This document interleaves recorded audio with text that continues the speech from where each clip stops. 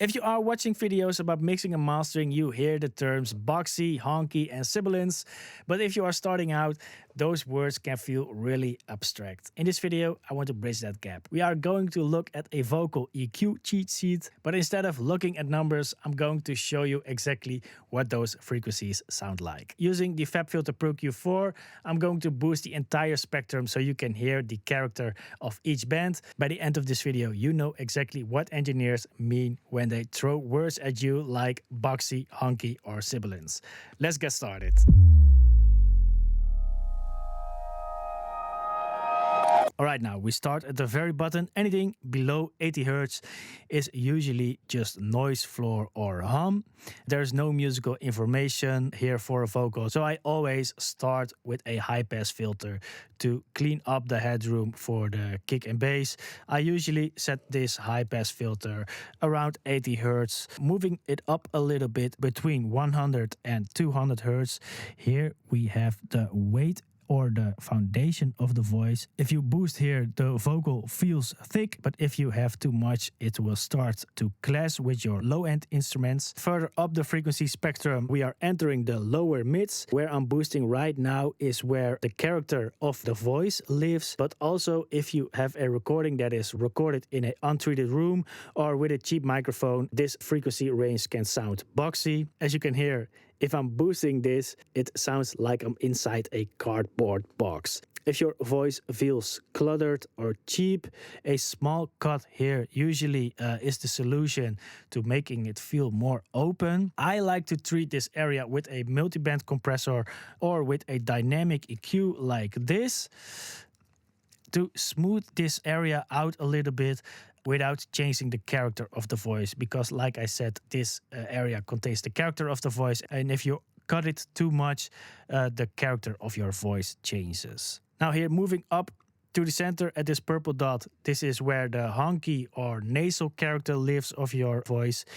If I boost it around here, you can hear that it sounds like I'm talking through my nose, almost like a megaphone effect. It is a very narrow sound that can sound quite annoying if you have too much of it.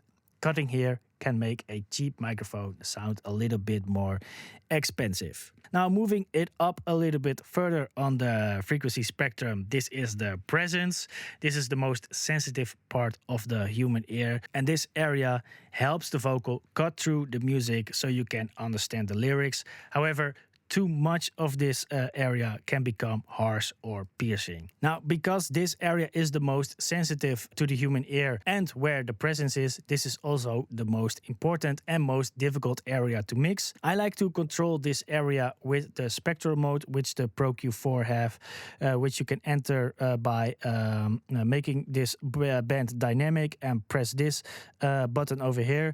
I cannot do this right now because then I have tons of latency, and you will see me talking and hear me talking a few seconds later. So I cannot demonstrate this right now, but there are tons of videos on YouTube which demonstrates this spectral mode. After I got this area under control, I check if it's necessary to boost this area, but that depends a little bit on the vocal and also on the instrumental. Further up, we have the top end, and this area is the Sibilance area, the S Zone.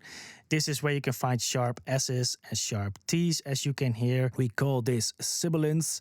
If your vocal sounds too sharp, this is where you can use a de-esser or treat this area with a dynamic EQ as well.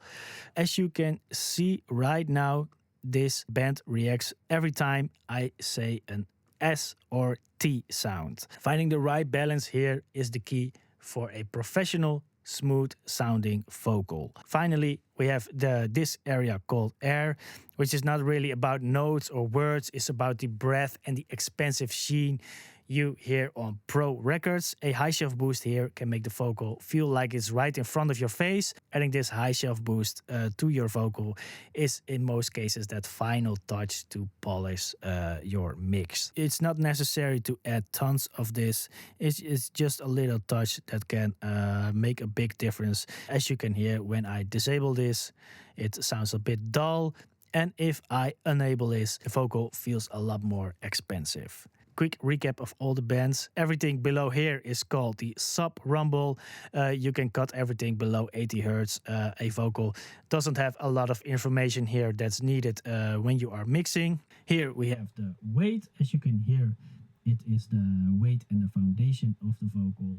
Next to it, we have the lower mids, where you can find that boxy sound of a vocal, but also the character of a voice. Moving it up a little further, this is where that nasal and honky character lives of a voice. Hey, hey, hey, hello, hello, hello. Further up, we have the presence, the most important part of your vocal, where you can understand what the vocalist is saying. But be careful with this area, because this is also the area that can become harsh and piercing. Here are the S and T sounds. You can treat this area with a de-esser or with a dynamic EQ. And last but not least, the air zone, where you can add that expensive sheen to your vocal mix. So next time you hear someone say a vocal sounds too boxy or too harsh, you now know exactly which frequencies they are talking about. If this breakdown helped you understand EQing a little bit better, let me know in the comments which frequency band you struggle with the most. Don't forget to like and subscribe if you want to see more videos like this. I'm Boxy, thanks for watching, and I'll see you on another one. Peace.